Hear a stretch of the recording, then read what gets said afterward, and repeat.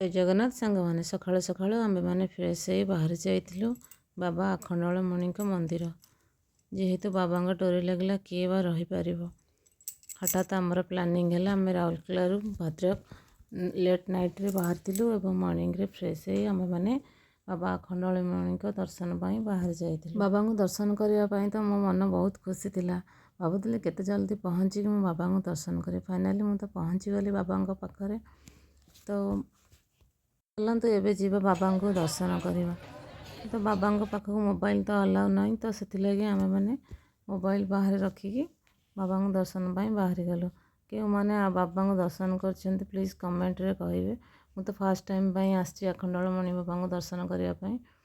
ତ ଆମେମାନେ ମନ୍ଦିର ଭିତରେ ପହଞ୍ଚିଲୁ। ଯେହେତୁ ମନ୍ଦିରରେ ବହୁତ ଭିଡ଼ ଥିଲା ଏବଂ ଲମ୍ବା ଲାଇନ୍ ଲାଗିଥିଲା, ଆମେମାନେ ବି ଲାଇନ୍ ଲଗେଇକି ବାବାଙ୍କୁ ଦର୍ଶନ କଲୁ।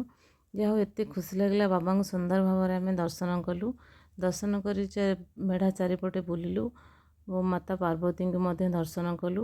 ଦେଖନ୍ତୁ ମନ୍ଦିରଟି କେତେ ସୁନ୍ଦର ହେଇଛି।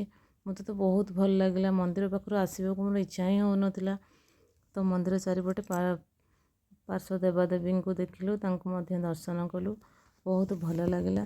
ଆଜିର ଦିନଟି ତ ମୋ ପାଇଁ ବହୁତ ଭଲ ଥିଲା। ଏତେ ଖୁସି ଲାଗିଲା, ମନ୍ଦିର ଦର୍ଶନ କଲା ପରେ ମନରେ ଏତେ ଶାନ୍ତି ଆସିଯାଏ ନା, ବହୁତ ଖୁସି ଲାଗେ। ତ ଆମର ମନ୍ଦିର ବୁଲା ସରିଗଲା। ଏବେ ଆମେ ବାହାରି ଆସିଲୁ ଏବଂ ଛୁଆମାନଙ୍କ ପାଇଁ କିଛି ଜିନିଷ କିଣାକିଣି କରି ଆମେମାନେ ସେଠୁ ବାହାରି ଆସିଲୁ। ବାହାରି ଆସି ପହଞ୍ଚିଗଲୁ ମୋର ପିଇଶାଶୁଙ୍କ ଘରେ। କାହିଁକିନା ମୋ ପିଇଶାଶୁଙ୍କ ପୁଅର ପୂଜା ଥିଲା, ତ ସେଥିଲାଗି ଆମେ ସେଠି ପହଞ୍ଚିଲୁ ଏବଂ ପୂଜାରେ କିଛି ପାଲା ବି ହେଉଥିଲା, ତାକୁ ଦେଖିଲୁ ଏବଂ ଆମେ ସେଠି କିଛି ବୁଲାବୁଲି କଲୁ ଏବଂ କିଛି ଏନ୍ଜୟମେଣ୍ଟ କଲୁ। ତାପରେ ଆମେ କ'ଣ କଲୁ ନେକ୍ସଟ ବ୍ଲଗ୍ରେ ଆପଣମାନଙ୍କୁ ଜଣାଇବୁ। ଯଦି ଆପଣମାନଙ୍କୁ ଏଇ ମିନି ବ୍ଲଗ୍ଟି ଭଲ ଲାଗିଥିବ ତାହେଲେ ଲାଇକ୍ କରିବେ, ସେୟାର କରିବେ, ସବସ୍କ୍ରାଇବ୍ କରିବେ।